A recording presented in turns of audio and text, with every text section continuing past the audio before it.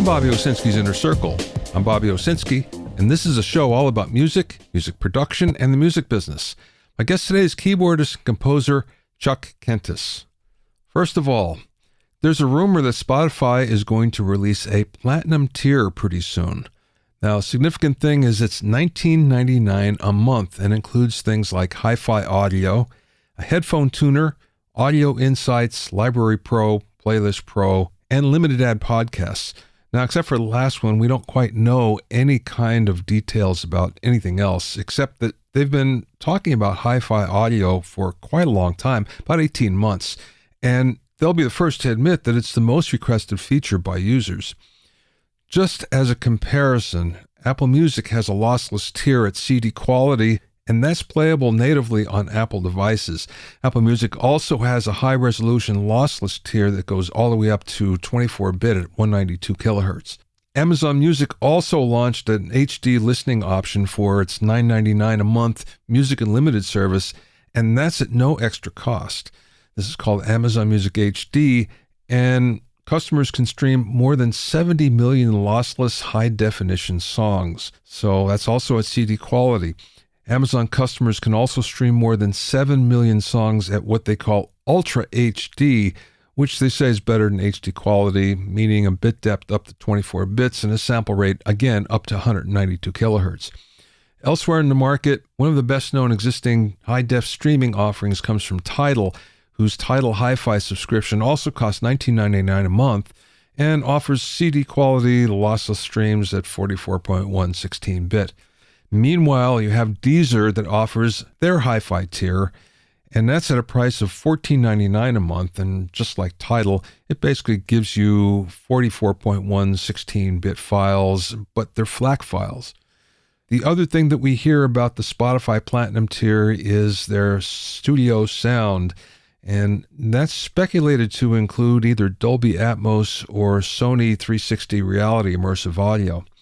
So Spotify has been promising this feature for a long time, but now it looks like it's finally going to deliver.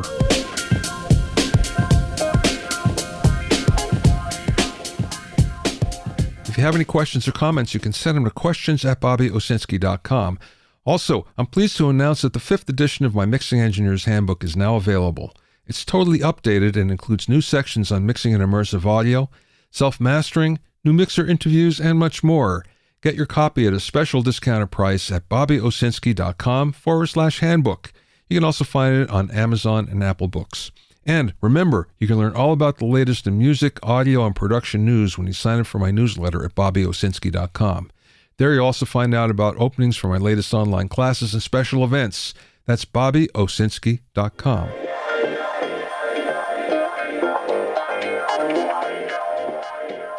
Now, with all of the mastering plugins that are available today, it seems like people kind of forget what mastering really is and think that it's just adding some level, adding some EQ, and then you're done. But that's not actually true. There's more to it than you might think. First of all, just a little bit of history. In the beginning, going back to the 50s, there was no such thing as a mastering engineer. They were originally called transfer engineers, because what they were doing is transferring from what was on tape to a disc. In other words, to what eventually became a vinyl disc. But as things evolved, transfer engineers discovered that they could add a little bit of EQ and a little bit of compression, and all of a sudden things sounded better. So there was actually this level of being creative that wasn't there before.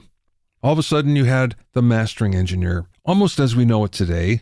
But really, what started to separate mastering engineers was the level they could get, and this came about because of something known as CDX, which was actually a country invention. CDX was a CD that contained all of the latest releases from all the major record labels, and it would go out to country music program directors every week. What would happen is the A&R people at the record labels would get a hold of the latest CDX, have a listen, and then start to go, well, wait a second, why is my release either quieter than the one before or the one after? And as a result, they kept on calling up the mastering engineers saying, make it louder, make it louder. As a result, we got into this loudness war, and that transferred over to other genres as well. It really got bad when we get to the 2000s, where everybody was trying for that last 100th of a dB. It's a little bit easier today in the fact that we don't have to worry so much about that because everything gets normalized at whatever streaming platform you're on. So now things are a little bit more reasonable in terms of level, at least. This leads people to believe that all they need is a mastering plug-in and they're done. But a mastering engineer really is a lot more than that. First of all, a mastering engineer has a lot of experience. And if you listen to any of the mastering engineers on this podcast, one of the questions I always ask is, how long does it take before you get good at this? And most of them say at least 5 years. So that's listening to all sorts of music all day long, every single day. And of course, almost nobody else has that kind of experience, so you can't really expect to do the same kind of work. The other thing is they have a precision listening environment, and they can hear things that nobody else can hear, even in the best studios. So that aside, they already have just about everybody else beat in terms of what they can provide. But there's two other things, and this is overlooked and really important. So if you're doing an album, for instance, or an EP, if you have a number of songs, one of the things a mastering engineer does is listen to all of the songs and try to match them in tone and in level. In doing so, it makes it sound like they're all coming from the same place. They're all in the same environment, instead of sounding way different from one to another. And you can't just do that with a piece of mastering software, and you can't do that when you use one of the online mastering services. Another thing here that's really important is if you are doing vinyl, if you're doing a CD or a cassette, the time in between a song, or what's known as the spread, is really important. And this is something that is usually determined between the mastering engineer and the producer, but if the producer is unaware, the mastering engineer does that. The time between a song can actually make the feeling of all the songs different. It could make it sound a little lazy. It could make it sound more energetic. You can try to do it on the beat, but the fact of the matter is the mastering engineer is aware of that. So there's a lot more to mastering than just dialing in a plug-in. And unfortunately, most musicians, most engineers, most people doing this today tend to overlook these traits.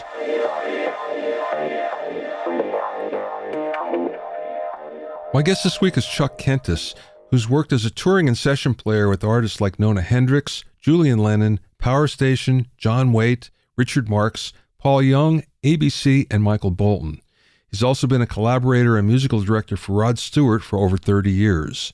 Chuck has composed for many music production companies such as Killer Trax, Mega Trax, Extreme Music, and others, and his music can also be heard on many commercials, promos for Showtime, television movies, and documentaries. During an interview, we spoke about playing sessions in New York City, getting the gig with Rod, writing production and game music, cutting basics with the band, Eurorack synthesis, and much more. I spoke with Chuck via Zoom from his studio in Los Angeles.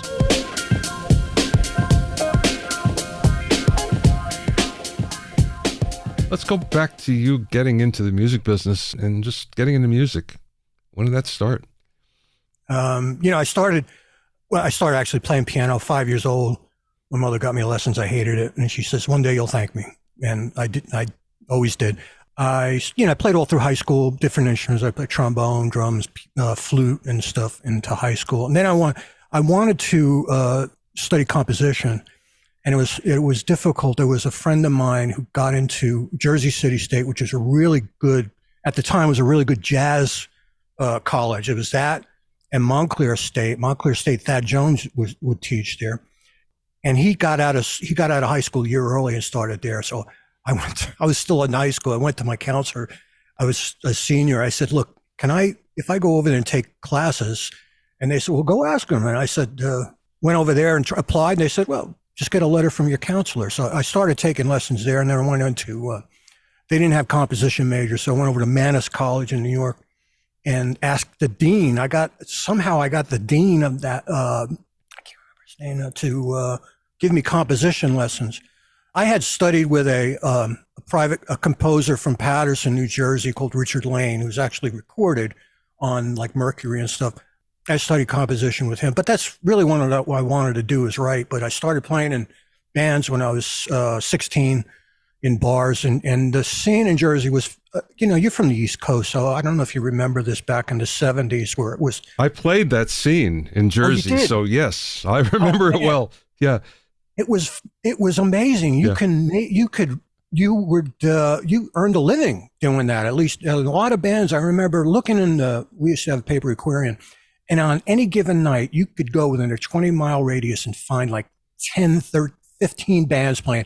Each club would have 2 bands, a night. You work 5 sets. We work 5 sets from 9 till 3 and you got paid. And we worked like, 6, 7 nights a week. And that was fantastic. And it's such a shame that can't be done now, or it hasn't been. That whole thing disappeared. And it was so great for musicians because you had to get better. You played every night for 6 hours. You know? Yeah. It was like, and you played with a band, and you had, you just doing all that, playing with a band, it makes such a difference in what you learn. And well, at least for me, and it really got my chops together. So when I started going on, big tours, I picked up, some tours in the late 70s, early 80s, and started going like, Japan and Australia and all those places, and really being doing that. I was back, what they call backline or sideman. I was always I never joined a band, so I was always sideman. And I worked my way up. I was, from the early 80s, from Nona Hendryx, and then I started, and I got on, there was a clique going on in New York at that time. And it was guys like Eddie Martinez and Tony Thompson and all these, and a lot of them came out of Nona's band. Bernie Worrell, I toured with Bernie on Nona's tour. We roomed together. I mean, your listeners, Bernie Worrell was the synth master behind all the Funkadelic, and he was on Talking Heads. He played with them on, he was a prodigy player. And so I had the opportunity to play with him. And so a lot of people came out of that. And then I hooked up with a band in New York called Driving School. And it was Carmine Rojas, the bass player, was playing, who had just finished Bowie's record, Let's Dance, up in Canada. And he came back and we were in that band together. And then he was playing with Nona, and he got called up to put together a band for the first Julian Lennon tour in 1985. So I was part of that. We were playing with John Waite, recording with him. So we went out with Julian's first tour, which was really crazy. It was like, because everybody, he just popped out of the box sounding like his father, and everybody was so curious. The whole thing was sold out, and it was crazy. And it was great. And the thing that was amazing about him was that he had such perfect, he had perfect intonation. This guy never sang in front of a group before and stuff like that. And the freakiest thing, I love telling the story, was we were starting rehearsals at a place called Top Cat in New York City, and we're getting everything together. And he was like, how do I hear myself? And we got these wedges here and stuff. And all of a sudden he started singing Twist and Shout, and I froze. I was like, whoa, because it just sounded exactly like his father. And his pitch was so, this guy never sang off key. It was amazing. He was so natural at it. So I did that, and then I was on that, and John Taylor from Duran Duran saw me on that tour and invited me to do the Power Station tour.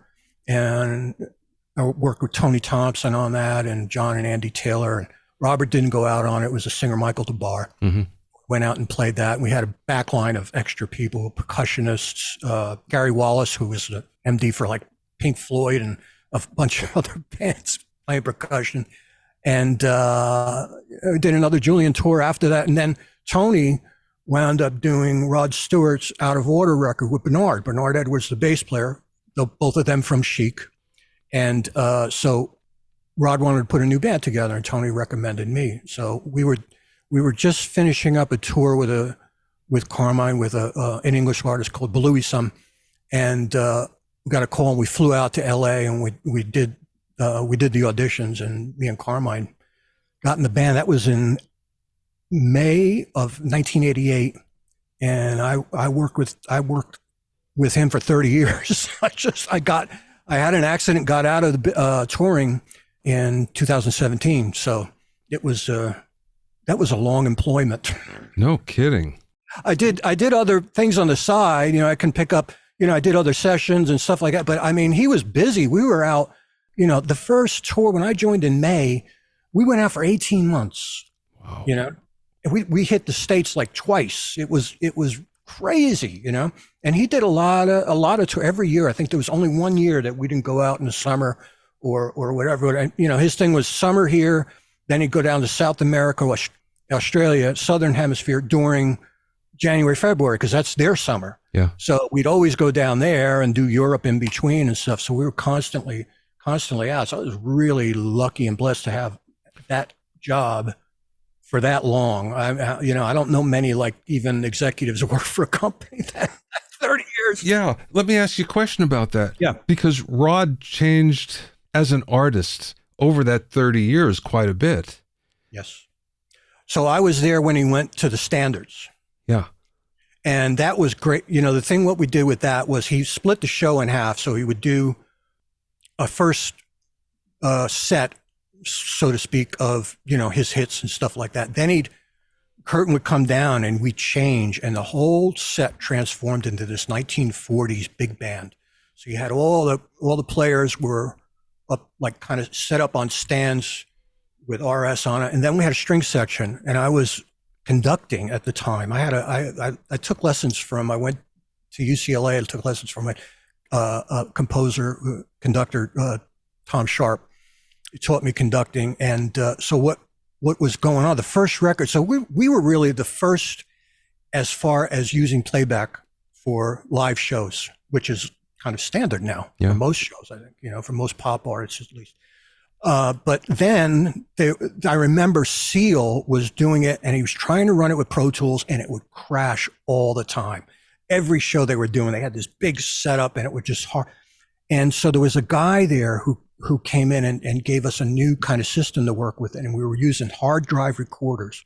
So we had 2 hard drive recorders and this kind of MIDI controller that I can call up parts, And so it was all on hard drive. So there was no computer involved. So it was just like, we go directly to that patch. And the first record that Rod put out, they used really great arrangements, string arrangements and stuff. But then Clive Davis thought that it was overpowering Rod. So they scrapped them all and they used like synth strings on it, right?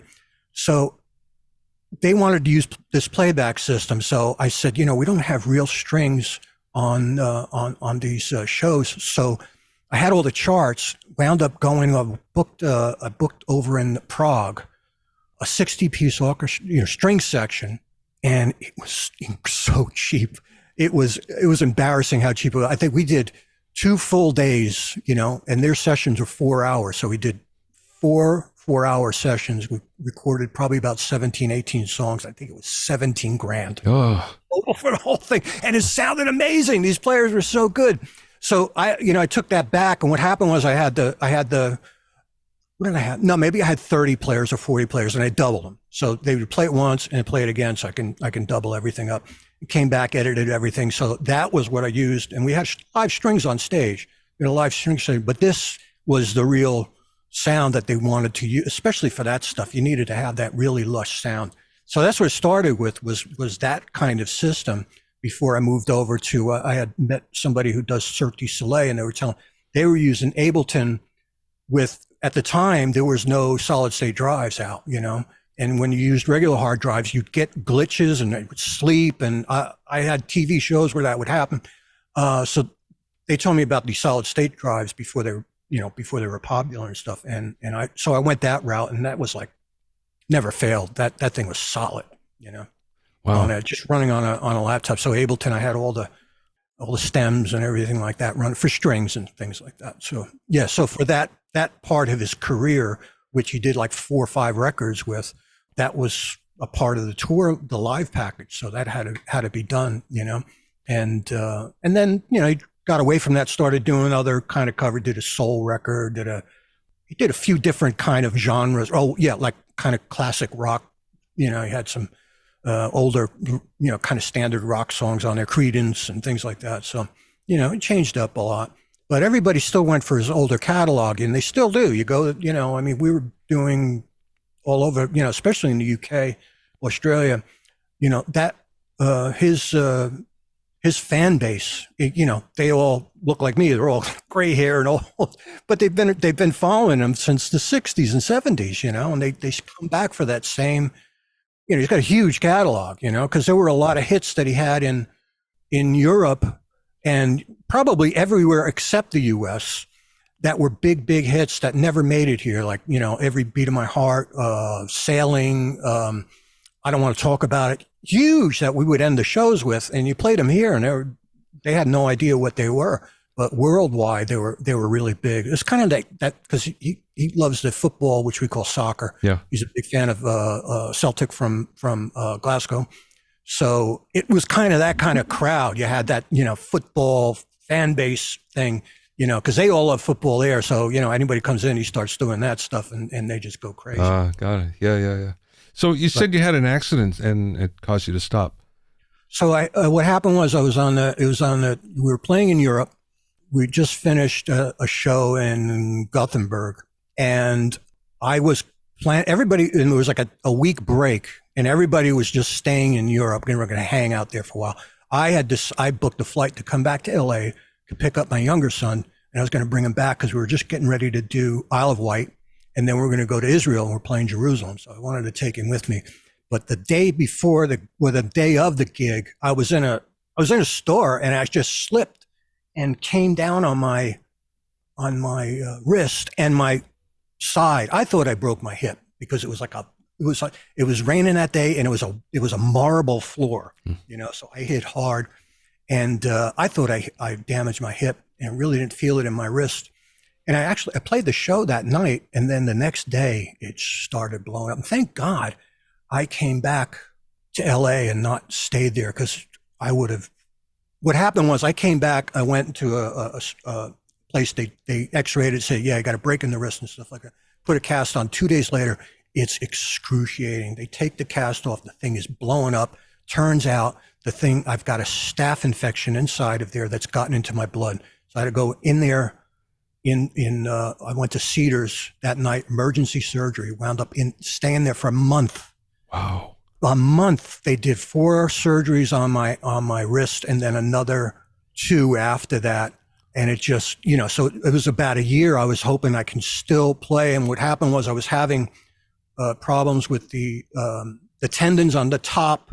You know how you have the tendons on top that lift your fingers, right?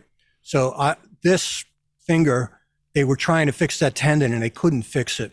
And we're trying so many different ways. And finally I realized I could take an elastic material and Velcro it to a wrist thing, like tape on the wrist and stuff, just to hold it up, because I can pull it down, but I couldn't lift it. So the finger's just sticking there, and I lost reach on it because all my wrist just froze up. I can't bend it or anything like that. So it kind of knocked me out of and it was hard for them. They had to bring somebody in, the guy had a couple of days to learn it. But it was an old, Kevin Savagar, who used to play with Rod years ago, came in, like a year later, I'm still hoping to try to play, and it just never came back. So my live thing stopped. And in a way, it was kind of a blessing in disguise, because I've been on the road for 40 years. I started in like the late 70s and I was touring all the time. And with Rod, that was like 30 years of solid on the road. And I got 2 sons and a wife.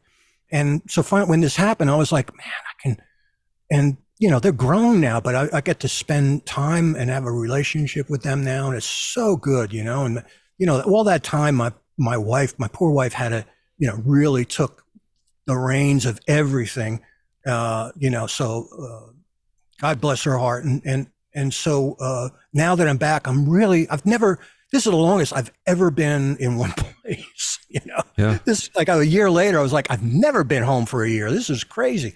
And I got to love it. And I started producing other artists and writing, and my son is scoring movies. So I've been working with him on that, and, hanging with my other son who's started doing, he's a great filmmaker, made some films, and doing a lot of music videos. He was just up in San Francisco for that big festival up there. He was directing videos for that. And so they're both busy. They both got their own studios that they're working right now. They've got editing suites, and my oldest son, in addition to the scoring. He does editing, sound editing for a big podcast from Uprocks, and all kinds of other bits and pieces and stuff like that. But he's always working. So anyway, yeah, so that was the story with that. Sorry, it went off base. But then you transitioned into doing film music and production music and scores and. The thing I forgot to mention, during that time with Rod in the early 90s, I had a friend of mine recommend me to a music production house, Killer Trax, to start doing production music for them. I did that for like another 20 years. I've got like, I must have, in that catalog I did for Killer Trax, Mega Trax, Extreme, all these tracks, the whole Killer got bought out by this. Now it wound up it's owned by Universal. It gets used all over the world. So all that stuff that I did back then, and it was a great gig because nobody was really doing that yet. And I was trying to introduce them. They didn't even have this at the time. I was trying to introduce them to, let's do trailer production tracks. And they were like, that's not going to work. I was trying to get them to do that. And now, like, that's all you see out there, and I was trying to get them on board with it. They were great. It was because it was a family owned at the time. Killer Trax was family owned. It was the father and the daughter were running it, and they were beautiful people. And so I did that for a long time. While I was on the road, I would do that at night after the gigs. Yeah. I would do all this production music. So it was hard work, but, I find that you take gigs, you just take gigs and don't complain about it. And I'm always very fair with anybody I hire. I never want favors from anybody, and even everybody who comes and says, I'll do you a favor. No, I'm going to pay you because I that's what we do. We're in that business. Yeah. I'm not looking for freebies from anybody, Yeah. No, I get it. You've done some game music as well. Yeah, I did some stuff with, I can't remember the companies, but I know one of them might have been Disney. We did a couple of, I was working with my partner at the time, who was the drummer in the band, David Palmer. It was just fantastic, really good composer. And we produced a lot of stuff together. We actually went and produced, he was in a band called ABC. Mm-hmm. I don't know if you remember. Oh, yeah. We produced a new record for them, Traffic, and composed on it. And then afterwards I wound up doing an Animotion record not too long ago that was recorded here. And the great thing I love about it is that they actually went and cut vinyl and they did the mastering at Abbey Road. Oh, it really sounds good. Yeah. I mean, I've been lucky. I've actually gone in mastering sessions with Bernie Grudman and talked to him and say, so it's that whole era back in the 80s of working, because I did a lot of recording in New York in that time when all the studios were open, Record Plant, Hit Factory, Right Track, all of those, Clinton, all of those places, and worked with great producers, Phil Ramone, Frank Filippetti, Mike Chapman, all these, Desmond Child, on tape, and I know you must go back to that era, and the thing I loved about it is that the musicianship really had to be good because there was no cut and paste, number one. There was no anything like the whole band went into when you're doing basics, the whole band goes in and we all cut together, go back and listen, do little fixes. That's it. You're not going in and redoing your parts and stuff like that. You got to get it, nail it then, so you had to have your shit together, and just the limitation of that brought out in everybody within the producing of it and the songwriting, everything about it. There was no like, oh, let's take this chorus and put it here. Let's put it here. Let's put it here. The only time I saw any of that was Desmond Child used to do these huge work reels, So because he had these big vocal stacks, you listen to Living on a Prayer and stuff. So he would make a work reel, and those are the days when we had to sync up 2 Studers or 3 Studers with these syncs and stuff, and it takes forever they're all lining up. And it was fantastic, and you worked on these work reels and it sounded great. And, there was a vibe because the whole band is in there, and I worked with great, Tony Levin. I worked up a lot in Woodstock with Jerry Murata, the drummer. Oh, yeah. Great players. It was a great time. You mentioned about those days, back on tape and everybody playing together, which is completely different today. There are times when you do that, but for the most part, everything is just stacked part by part, and the feel is certainly not the same. Well, no, because if you're working on Pro Tools, everything they quantize the drums, or they start cutting and pasting, and it does. It just takes the thing out of it. The thing I loved back then, which back then was even, was whenever we cut a track, because I was sideman, so I'm working with a lot of, vocal stars. Vocalist was always doing a scratch or, guide track. So you kind of knew where you were in the song, and they sang it. And I remember working with a couple artists and listening back to the vocal. I was like, holy shit. I said, you got to keep this. This thing's amazing. It just had an emotion to it, Yeah. And then because they're singers, they feel like I got to go back in and like do all my little tricks and everything like that. And it becomes so sterile because now you're not feeling the song anymore. You're just like fixing, this bit and musically or lick wise or something. It just like pulls it all out, leave the thing warts and all if it makes you feel a certain way. And and it wasn't just me. We were, the whole band going, oh man, yeah, you got to keep this, and try to convince them it wouldn't happen, and that's why, like when I do singers now, I want them to memorize it and sing the whole song through. So they're not saying, oh, here's the chorus, let's fly it in. No, sing another chorus, because you're not going to sing the first chorus the same way you sing the second chorus. There's going to be if you sing the song all the way through, you're going to give that performance to it. And I'll do 7 or 8 takes, and then we can go in and comp some things or whatever. But it at least you're getting the emotion of the song, that the singer is actually singing what that story is, as opposed to just little bits and words and pieces and stuff, And I find it just flows a lot better. I was lucky enough to be in on a playback recently of the immersive audio mix for the Beatles' Revolver. Oh, immersive. What did they do? Well, it was on 4 tracks. So they used Peter Jackson's, and what it was is the whole band playing on track 1. Right. And then track 2 and 3 were vocals. And track 4 was miscellaneous guitar solos, percussion, stuff like that. Right. So what they had to do is take the band on track 1 in mono and spread it out like we're used to today. They used Peter Jackson's technology to do that. So they could actually extract a snare drum, just the snare drum, and it was clean as unbelievable. Wow. And the best part was it was done tastefully. So it didn't feel like it was immersive as much as it just felt bigger. But my point is, Giles Martin was the one who was giving this presentation. Yeah, he's an amazing guy. And he then began to play some outtakes. And the outtakes of the Beatles playing on the floor, just the 4 of them, and singing at the same time and singing those harmonies as they're playing, you go, this band was amazing. But again, you couldn't get that vibe any other way.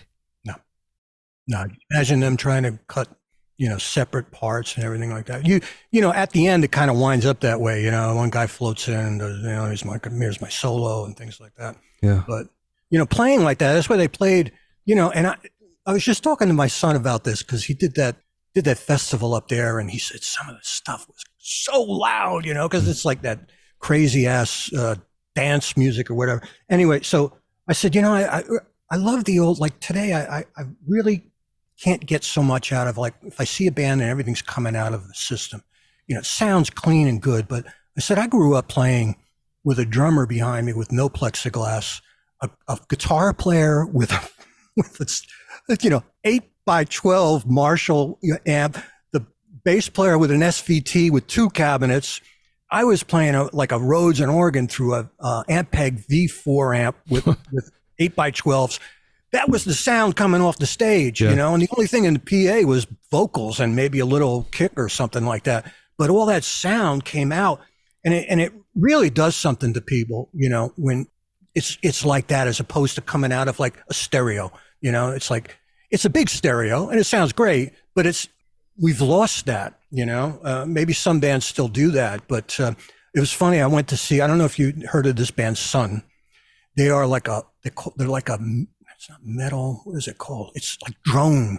But these guys specialize. The reason they're called Sun is, you remember the old Sun amps? Yeah. With 100, 200 watt amp. Yeah. They have like 40 amps like that up there, and like stacks of speakers and this big sound that comes out. And I've never seen them before. And I read, everybody says, this is a physical experience. It's not just, Yeah. And I went around the room where they played, and there was nothing coming out of the PA. Everything was coming off the stage, and it was just like this. Oh my God! Yeah. You haven't heard that in so long. Yeah. Right. I just saw Roger Waters last night. Oh, really? How was it? Disappointing in many ways, and one of the reasons why was the PA was so loud, especially the subwoofers. Oh. And you know what it's like? It's kick drum with the band. And you go, oh man. I don't know why engineers do that. There's a lot of shows that I've gone to where it's just overbearing. They just really take that out. I mean, you listen to old records and stuff, and the bass and kick are nowhere near where everything is now. Yeah. They were all around 80, 100 cycles maybe. Now everything's like 40, 30, just like, moving all this air it's not musical. Well, let's talk about, I see your studio and it looks like it's pretty complete, and I bet you do a lot of your own recording, right? You probably record. Yeah, actually, I've done a lot of recording here. The drums are basically my son playing jazz stuff, and he's been recording that. And the guitar, they've got hooked up to some loops. I have a vocal booth that I use all the time. Most of my stuff I do is all virtual, with a vocalist coming in the vocal booth doing that. I've had Rod Stewart in there and John Waite and a bunch of people singing in there and stuff. And they love the sound of this, but for some reason, I'm in a garage. And when I bought the house in '99, I had guys come in and do all the insulation, and it wasn't like a audio acoustic developer or something like that. It was just these carpenters. They put it together. For some reason, and what I noticed right away was, because I still use NS10s, but I use a really powerful amp to kind of make them sing a little bit more. And so I was doing the Lord Alge thing of using a subwoofer with the NS10s. At the time, he would say, don't get an expensive one. Get one at Costco. And that's what I did. I used like an $80 subwoofer. And anybody came in here and said, whoa, what's this? Because nobody was using subwoofers with the NS10s. And it just opened them up, and so I use those all the time. And but I've got a lot of, I still have my original Mini Moog here from '74, Prophet 5 from '78. Yeah. I've got a console here. It's a Trax console from England. And then I started going in the route of modular and pedals and a lot of sound design stuff, because I just got hooked on it. There was the Eurorack was just starting to come out. If you went down to NAMM I don't know if people know what Eurorack is. It's the modular synths, but the new style where the cables aren't 1/4 inch, they're 1/8 inch. And there's a ton of them. But like 10 years ago, the only way you'd see them, remember, you go to NAMM and they were in the basement. Yeah. Tucked away somewhere, a little corner, right? Now they're up on the first floor. It's this whole big deal. And the things just blew up. So there is a program online called VCV Rack. And at the time, they really hadn't put out a real version of it. It was just kind of an experimental one. And you went on there and you were able to build these modular systems. It was free, and it did what other things did. There were actually modules that were developed after like major Mutable Instruments has a whole series of stuff, and they were using open source. So it was like anybody could use that source to build a mod of it, So I started getting into that. I've been doing that for, the last 10 years or so, and building up on those systems and finding some really very progressive experimental instrument makers. There's one in Russia in particular. He has a company called SOMA Labs. So, so this guy makes these instruments. And it's just all this cross modulation. It's just like nothing that's out there. It's a totally new thing in the sound, because it's one of those things where the first thing that came out was a Lyra 8 oscillator board. It's all cross modulation. He said, you can set this up, take a picture of the settings, go back to that. Won't be anything like it. Yeah. Kind of like you're doing it. It's one of a kind as you do it, but it's very performance oriented. And what I like to do when I'm doing electronic music is record stems where I'm actually manipulating a lot of the modules, right? And then I take those, I put them through, I've got like about 12 really exotic boutique pedals that I use and do, modulate those as well and do manipulation on those and then bring them back and like stack them and then do mixes where things are fading in and out and stuff. So it's becoming more like a composition. The thing about modular right now is if you go to systems, you'll see somebody with a modular system with a patch going, and that's it.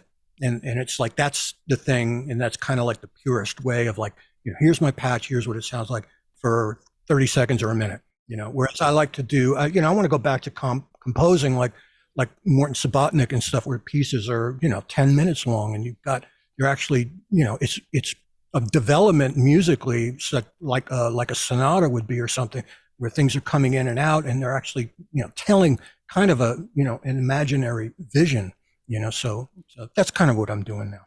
That's very cool. And what I've noticed is people that are into Eurorack stuff are really into it. It's like you can't get into it just part way. It pulls you in.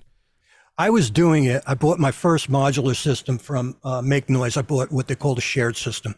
And it was a system that it was already put together and they already had artists who were recording on that. Whoever had a shared system was making these recordings and stuff. So it was like you all had the same thing. And then when VCV Rack came out on the virtual side, I introduced my son to it, and he introduced his friend to it. And that was like, it must have been like maybe a year and a half ago. Both of these guys have big, like huge 4-row setups and my son Avery posts every day. He's got a new patch up. This guy, Aaron Goldberg does Switch live broadcast 3 hours like every night he'll do. And he's really good. He's doing the concerts now. So within a year and a half, these guys went absolutely mad. And no, that's what it is. It's kind of, it becomes like a serious obsession. And that's why it's great that they had VCV Rack, because then you were able to learn it before you got it, Yeah. So the learning curve wasn't in the hardware. The learning curve could be in the software where you learn, and you can actually put this together a system that you're going to buy.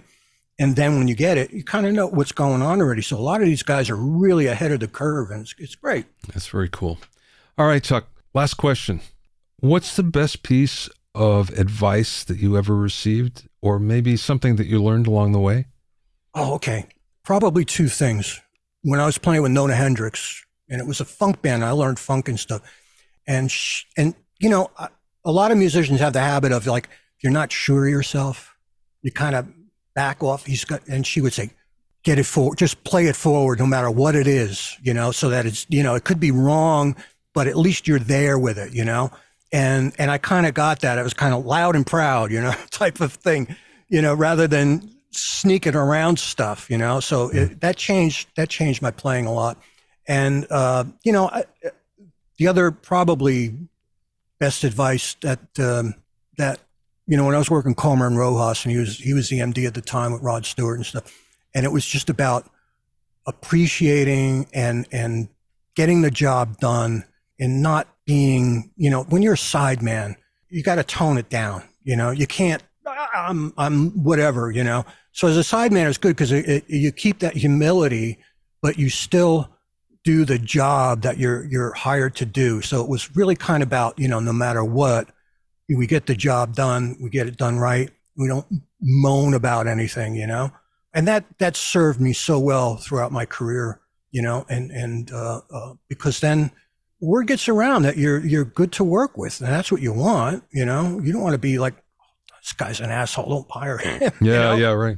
And so that you have to create that, man. And sometimes a lot of people don't do that, and they become very bitter about things. So that's it. If you're going to go out loud and proud and just do your best and don't give up on it. You can find out more about Chuck at chuckkentis.com. That's Chuck, C-H-U-C-K, Kentis, Kentis.com. Thanks for listening and being in my inner circle. Remember, if you have any questions or comments, you can send them to questions@bobbyowsinski.com. Remember that you can learn all about the latest in music, audio, and production news when you sign up for my newsletter at bobbyowsinski.com. There, you'll also find out about openings for my latest online classes and special events. That's bobbyowsinski.com. To listen to the episodes of Bobby Owsinski's Inner Circle, go to bobbyowsinski.com, select the podcast tab, or go to bobbyoinnercircle.com, or you can find it in Apple Podcasts, Amazon Music, Stitcher, Mixcloud, Google Podcasts, Spotify, Deezer, TuneIn Radio, Radio Public, and Podbean. At bobbyowsinski.com and bobbyoinnercircle.com, you'll also find a sign-in form for my newsletter and for alerts for new podcasts. This is Bobby Owsinski. I will see you next time.